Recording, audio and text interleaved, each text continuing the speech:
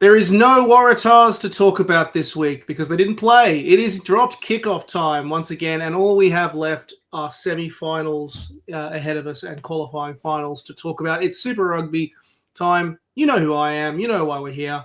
I'm Nick Wasiliev, and it's just the Rugby Australia contingent tonight, myself and Mr. Nathan Williamson by our sides. Nathan, have the Brumbies converted you yet? Is it official? It's good to have the propaganda pod going again. Look, I'm going to take exception. I'm taking exception to what you said at the start. I think it's adorable. You think this is going to stop me talking about the Waratahs? I will find a way. I will find a way. I know you will. It's the universal truth that I will find a way to insert the NRC into a pod, and you will find a way to insert somehow sticking faith to the Waratahs, despite the years of disappointment. I bet it's again. I call this Groundhog Day because again, right. That's part of the series season when Waratahs are out, Reds are out. I find myself sitting at Saturday 7:30, thinking, "Fuck, the Brumbies better win, otherwise this is going to be a real awkward next couple of weeks with all the Kiwi sides." And then they find a way to get it done. So, this is a position I'm familiar with. My membership's renewed as I said in the last pod. I'm ready to go for the next couple of weeks. I will say though, it did actually make me think if we find ourselves in an interesting situation where the Blues pull off break the duck against. It's lots of ducks there's lots of hoodoos to break this weekend because the Crusaders have a perfect record in Christchurch when it comes to finals and never lost a game in a finals game in Christchurch. So if the Blues pull that off and then the Brumbies somehow beat the Chiefs in Waikato, you and I could have a very chaotic week next week. Having to go down to Canberra because the Canberra final is still actually possible. So, but look, we won't get ahead of ourselves. We won't talk about that. But let's talk about the rugby that did happen. And I think in line with us kind of, doing a wrap on the Waratahs season last week, it's fitting that we start off with the Queensland Reds from this qualifying final round just gone before we dive into the Brumbies and what's ahead. Going down to the Crusaders, 32-12 in the first match of the qualifying rounds.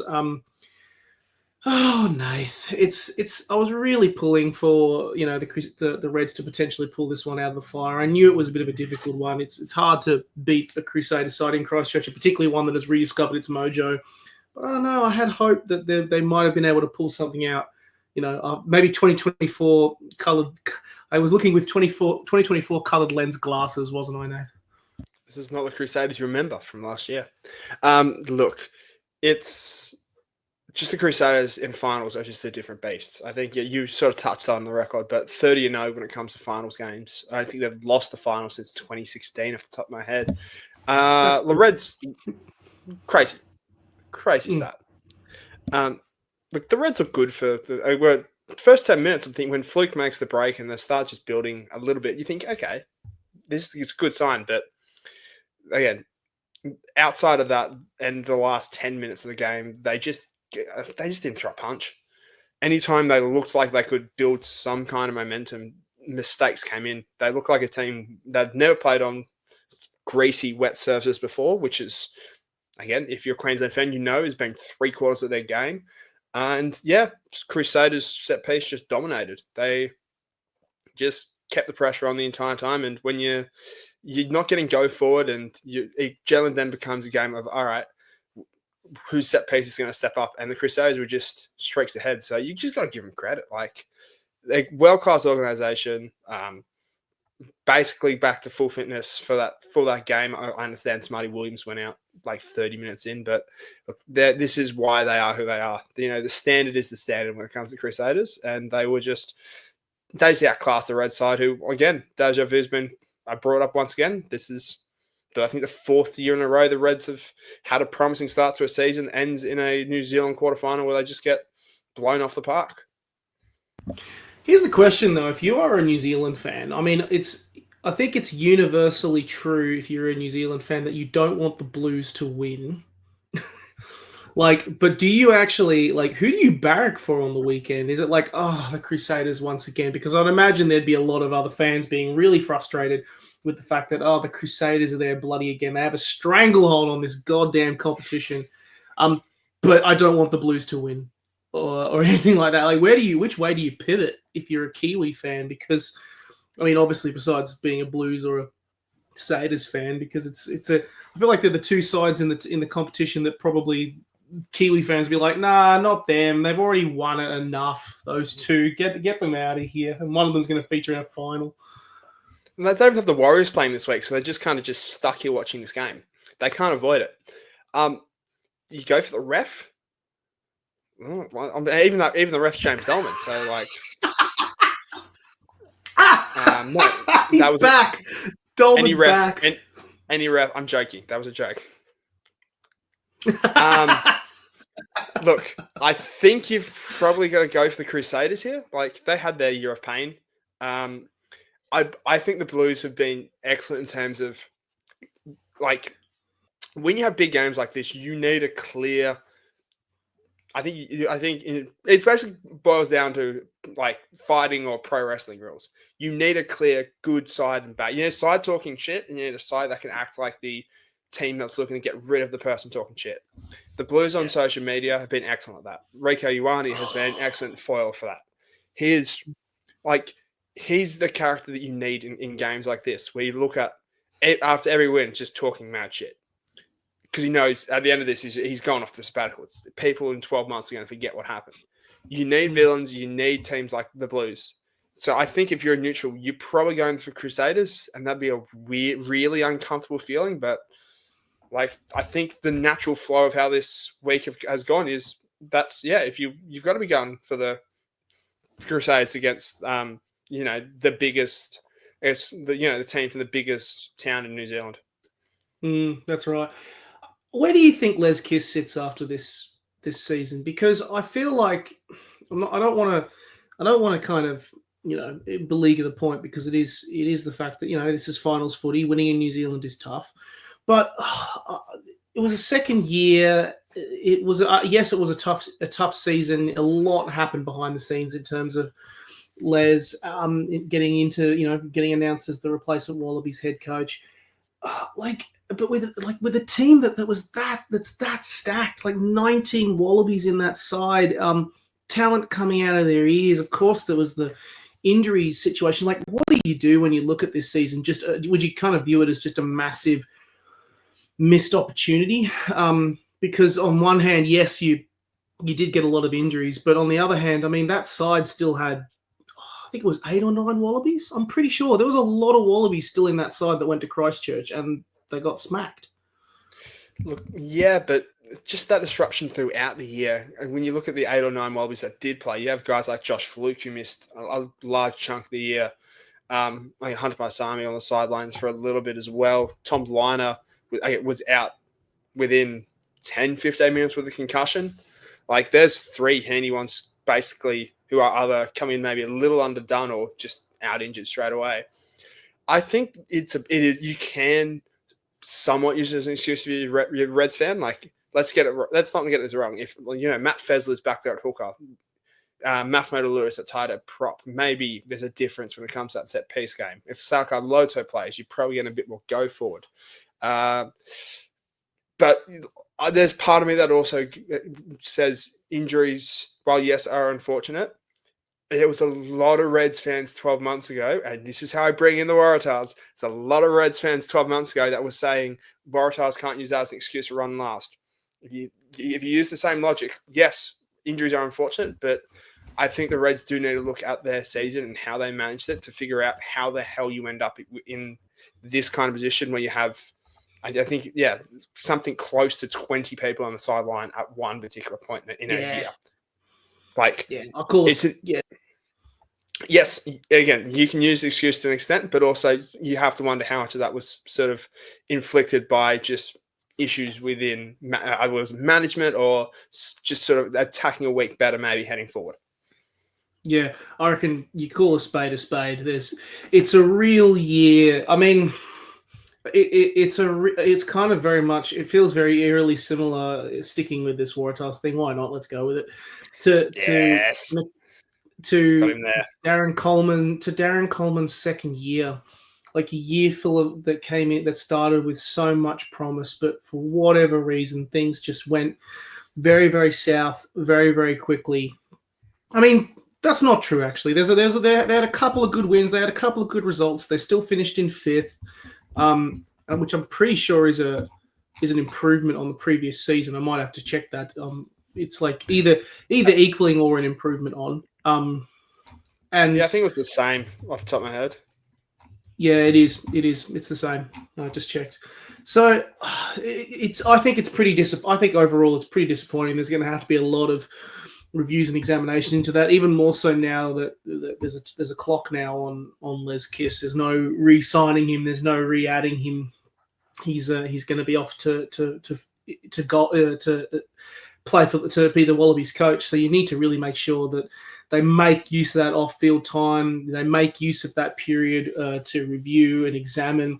Hopefully they get some tour games in or some other sorts of activities that may come off in the off season. I mean, they played a lot of off-season games last year. Hopefully some more time there will do. We get hopefully we can expect something like that. But clearly there does need to be a little bit of a reset, not just for because usually year 3 is the year where if you're a coach like that, you want them to deliver. That's the year where everyone's most on board, everyone's most ready to deliver results and the equivalent. So disappointing. But just one thing you brought up there that sort of triggered another question in my mind. Yes, it was great to see the Reds go on that tour to start the year. How much did that affect them injury-wise? Like, do you like generally think that, again, there's a reason why teams do the preseason like they have in terms of keep it local, keep it within sort of Australia. You rest players after 30, 40 minutes and go over.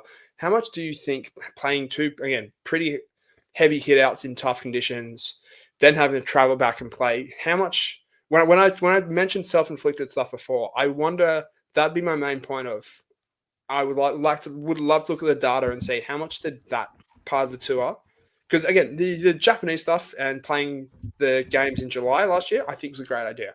I think they might have just overcooked it with the UK tour, but that is an uneducated sort of perspective, putting two and two together and hoping it still makes 4 when it might not in this case. Look, I do think that there might be a case to examine that, because I do think, from examining the qualifying, in the report injury list and managing that, both for the Raw and for Rugby Australia over the course of this season, it's been one of those years. It did feel like that the Reds were consistently by far the Australian side that really didn't feel like it had a lid on its injury toll. I mean, did we see? I don't even recall seeing Mason Gordon and Isaac Henry much, at all this year. I don't think Matt Gibbon didn't make much an appearance. Mason Gordon got medically retired, so he was. Well, I mean, obviously there was that, of course, but in terms of actual game time out on the field, none of those 3 made it. And which is interesting. And it did feel like that. It kind of felt like of all the 4 Australian sides, again, the Reds were the side that really kind of had they always had one of the longest casualty lists, easily for the Australian sides. It wasn't as bad as the 14 players out for the Crusaders come round 1, which was just the stuff of nightmares, or the 13 players that the Chiefs have had out, or how bad it got for the Blues, or Moana Pacific, I think had 15 at some point. But the big difference with them is that those players stayed off the field. We didn't see, a lot of those players for the majority of the year. Questions. I think there is a conditioning question that probably also needs to be examined, as well as season prep and season examination, which, I guess we won't find out until, with time, is probably going to be the key factor for us. And kind of on that, I think if there is one team that I think has, if I may pivot and do a seamless transition, if there is one team that I think has made a good examination of previous failings and letdowns or disappointments, it does feel like the Brumbies at the moment. Of course, they're back at the same hurdle that they've fallen at for the last 3 years, I think it is. Will it be a fourth time? Will they finally break that duck in New Zealand? We don't know right now, but it's all game on when it kicks off this weekend.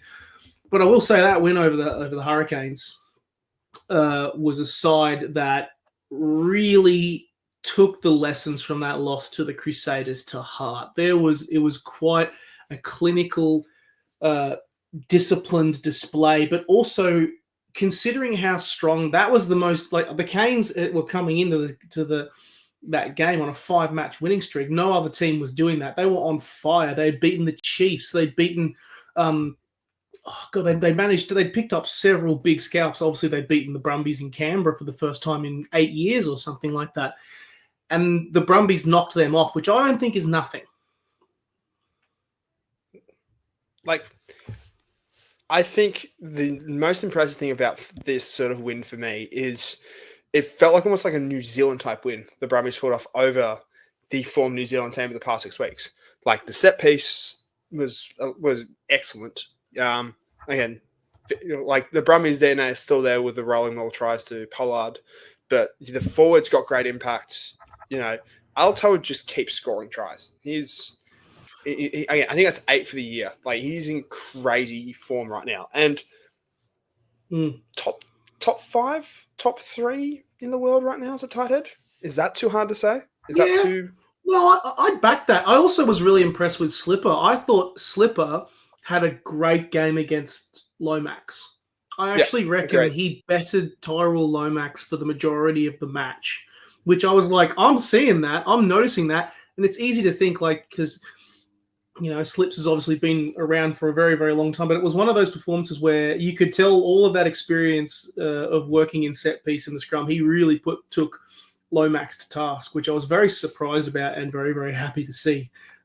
He could really kind of meet his measure. And I mean, God, that Bobby V try to Tom Wright that's going on the highlight reels from here till the end of the world. That was just straight outrageous, going through untouched.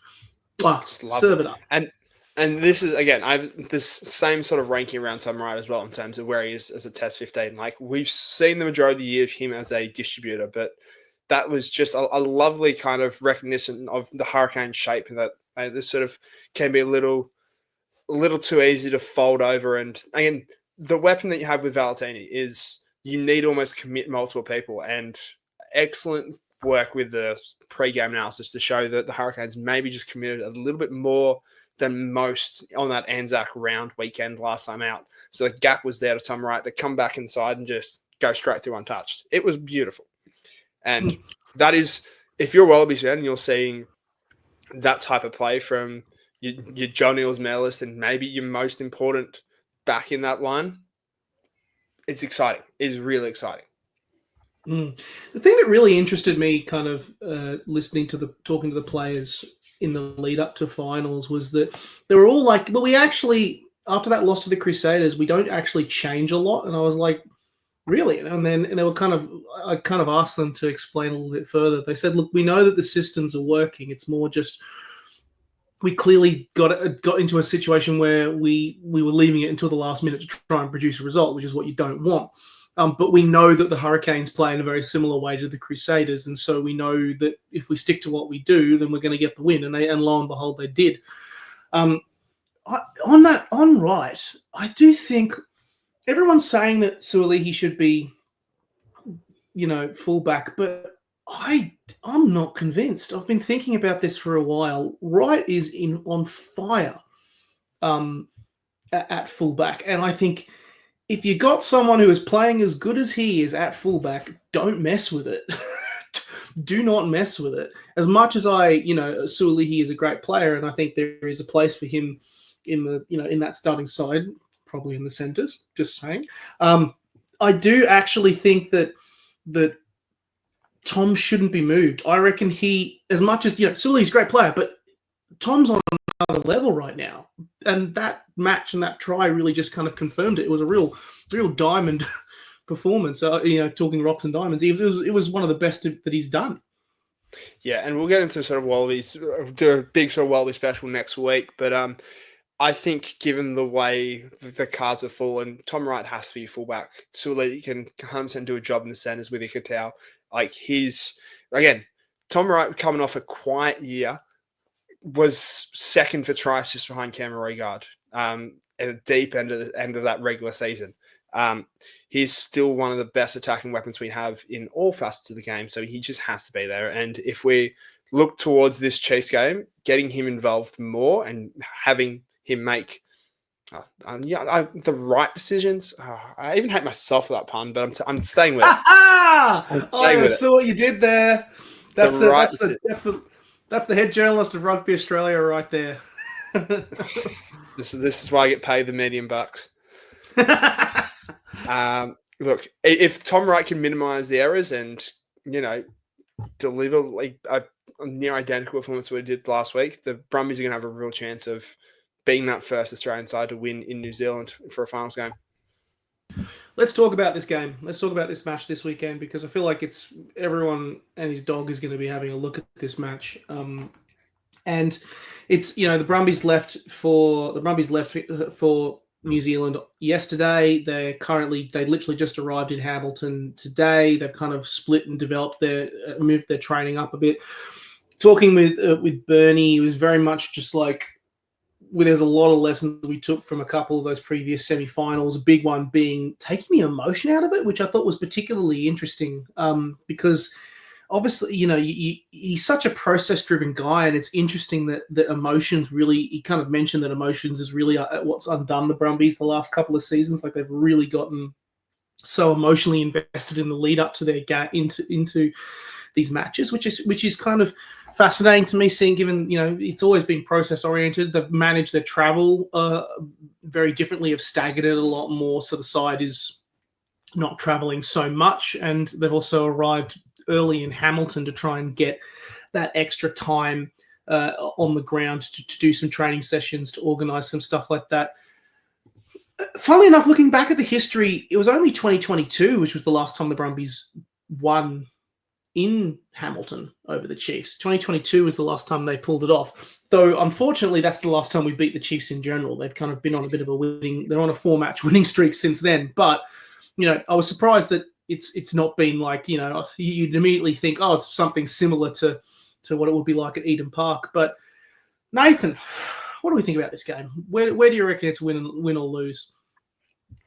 I mean, I think it's the exact same as the Crusaders Reds. It has to be up front. It has to be in that collision battle. And that is what 99% of coaches will say the entire time. But I think for the Brumbies in particular, that is critical, because we've seen what happens when they're not winning that. I feel like it's more prevalent than most when you're actually your Hoopers, your Valentinis, Altos, and Slippers of the world aren't getting go forward.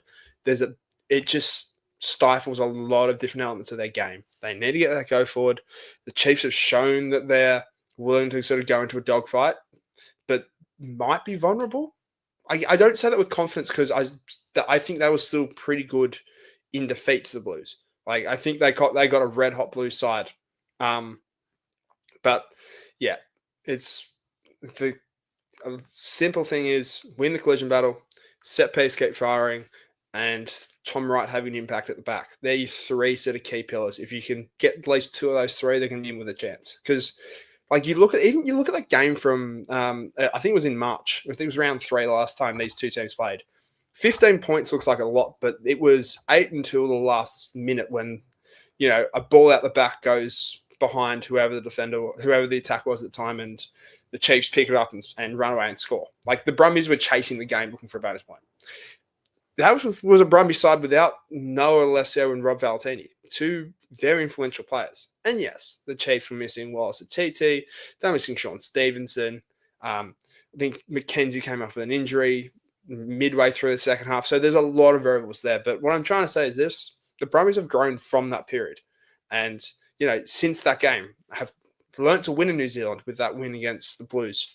Have shut out a team in Wine Pacific Cup in New Zealand. Both those times they've stayed, ironically, trained at the exact same high school that they were training at today. So there's a little bit of symmetry around sort of the Brumbies going back to winning history and winning places where they feel comfortable. So Look, I think those Superstitions. three. I kind of think I was thinking there's a bit of a superstition element there. Like it's because the two times they've stayed there in New Zealand, they've picked up wins. One against the Blues, one against Moana Pacifica. I was like, oh, I see what you're doing there. Yeah, I it's see just what a you're doing little there. little parallels. Like the Chiefs are gonna be red hot. They're gonna be hurting after the defeat, but the Brumbies at their best can match them. I don't think the odds reflect how close this is probably going to be. I think the Brumbies are like 750 the last time I checked, which is Yeah, crazy in my opinion. I think this is going to be a lot closer than what most people think. If I had to be honest, I think this probably falls the Chiefs' way. I can't say with full confidence that the Brumbies win this, but I reckon the Brumbies are going to push in the entire way. yeah, I agree. I reckon so there is a part of me. I'm fully aware of the challenge ahead. I'm fully aware. I think the reason why that you have that 750 record is because the Australian sides have not got a good record when it comes to winning in New Zealand in finals, which I think they're playing into that element. If you are that, but this is probably the most. I don't want to say confident but it's the one where I feel the most settled. This is the most settled final in the last 4 years that I've felt as a Brumbies fan. And yes, that's the Brumby blinker coming through a little bit more, but not because I wouldn't say it's not been a perfect season the by any stretch of the imagination. But when the Brumbies have shown up and played well, they have looked for to have reached that sort of gear that I've been really craving for them to get to for a very, very long time. That kind of, they have enough gears to get to semi-finals easily. But to win to get to a final, to win a competition, you need that extra 1 or 2%. And there have been several games this season, where they've met that, which for me it makes it a better season than previous seasons gone by, even though they've lost more games. I also am very interested by the fact that I think that physical contact, physical battle is going to be very, very critical, particularly around the ruck, particularly around that go forward. Was very interested to see that they're missing a couple of key players in that regard. Josh Lord is out with a concussion, which is going to affect the lineouts significantly for the Chiefs. And a guy that I've really had my eyes on for a lot of this year, Simon Parker, is also out with an ankle injury as well, following that loss to the Blues. So I'm kind of thinking to myself, well, hey, maybe there's, those are two very, very critical figures when it comes to the actual physical battle. If you can isolate Finau, if you can isolate those players, similar to kind of what they did with last week with Duplessis Karifi. If you can do that, if you can neutralize those weapons, they're a genuine shot here. They're a genuine shot. The heart is definitely. Look, I'm going to back them. I'm going to back them because, of course, you have to. You have to. You got to. And for a bit of fun, I'm just going to say, I think I kind of said this. I was like, I reckon, fuck it, we could also back the Blues. Why not? It would kind of be funny just to see some hoodoos broken this weekend. Why not? It's the reason why we keep methods of the records of that is so that we make note of it when they're broken. So I can see, Blues. I reckon the Blues can spring a surprise in Christchurch. I reckon the Brumbies could spring a surprise in Hamilton. It's the right sort of challenges. It's the right. It's the moments where, like, okay, this finals profile that everyone's been complaining about and taking issue with. This is where it kind of shows its worth, even if people are saying the semi-final should be in Canberra. Like, I guess we'll find out now. It's an interesting one to watch. As Larkham said, there does need to be a reward for coming first, and the Chiefs, by getting this sort of second chance and again a home semi-final, but not the home final if they win, is that. But what has done Australian sides in issues in the past is winning these games in New Zealand, and the record has become very clear in terms of reporting over the past couple of years around just how deep that runs. So it feels like for the Brumbies to be, I never want to say legit as a champion because they've won big games. If they rattle off the next two, they are legit as champions. But it sends a real statement It sends a real kind of message to whoever they play that this team is legit, and this team maybe, depending if they play the Blues, probably go in as a favourite. Crusaders probably as underdogs. In Canberra, definitely.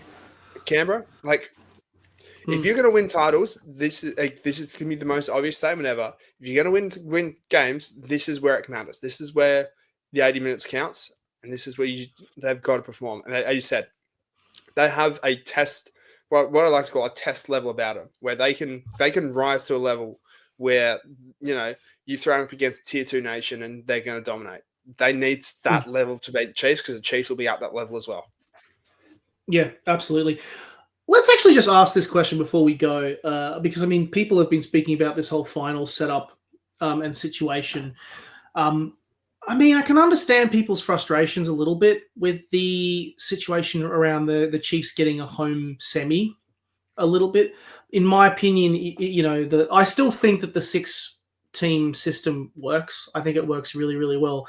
The issue that people are complaining about is that it's the fact that it's the optics of the fact that the Chiefs, because they were top of the ladder, they only drop down one spot and still get the home semi as a result, ignoring the fact that, if they win this weekend and the Crusaders win, the grand final is going to be in Christchurch, not in Hamilton, which is kind of where they get punished. Do you think it's worked, though, or do you think it should have been a situation, because was wondering this once or twice, where it should have been a case of the Chiefs obviously stay. That's the reward. You get that second chance if you're the top finishing loser or you're the best performing side. That's the reward. But you lose home advantage. So they go to Canberra this weekend instead, and the 2 highest winning home sides go through. Do you think that there's merit to that, or something for Super Rugby Pacific to look at and review for next season? Because I think this 6 system works, especially for an 11-team format, and I think they should maintain it going forward. I think that it works, but it's mostly a matter of, if you're the highest finishing losing team, you're not going to be getting a final. In most instances, you're not going to be getting a home game anyway. Maybe is it a case where even if you're the highest ranked side, does that negate your right to a home semi? If it was up to me, again, with a 6-team final system like this, I would always go first, second bye, 3 play 6, 4 play 5. But I understand you lose a game there, and broadcast dominates everything, so you can't be having that. I'm sort of with what Larkham said. This is part of the advantage of coming first. You need something that says, something that makes because we don't have a minor premiership. You don't win anything for coming first. You need something. This is worth more than a title. This is probably a fair representation of what the season was going to be. What I would change for next year, and I know this was, I think, constrained by broadcast, is my understanding, is that third and fourth place game needs to be before a 2nd and 5th or a 1st and 6th. That's what Agreed. And luckily this year, the Blues did a massive favor, and all of a sudden we were like, oh, this is elimination now. Hell yeah. And raised the stakes of it.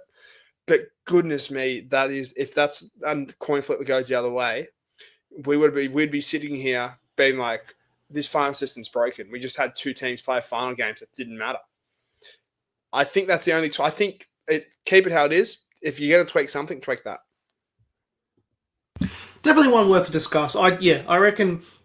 I'm still kind of on the fence about that with the whole Chiefs getting home semi, to be honest. But I mean, you're definitely right in terms of that, and I also do think that 16 finals formats have worked in plenty of other competitions. Heck, it works in the Shoot Shield. It works in from an Australian rugby context. It works all around the world. I think it works to keep it. It's more just a case of making sure you get that balance right. And I mean, in the case of this particular year and how close it has been, it has definitely been compelling. It has definitely brought a lot of excitement and a lot of results.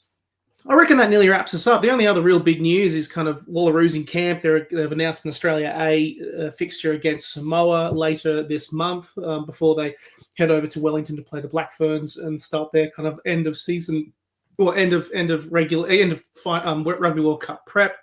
And then it's literally on to Lions. We're nearly there. We Feels are. weird. This is the final weekend without a Lions game for 7 weeks, I want to say. Mm. That's mental. It's mental thought. Oh yeah, because of Argentina. I was just thinking to myself, hang on, we're not going to Perth next week, are we? Jesus, that's so soon. But no, I forgot. Yeah. I'm playing Argentina.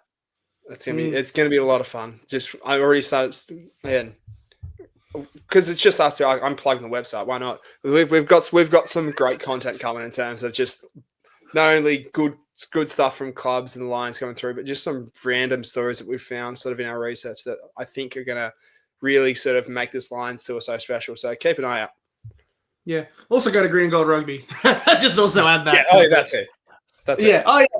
That's where we're actually at. I do know. We're also in regular. Also chatting with Green and Gold Rugby, and they've got a couple of things planned as well. So keep an eye out for that. I reckon that'll do us. It's semi-finals time, Nathan. It's semi-finals time. Time to believe. Let's do it. That's it. Keep the belief up.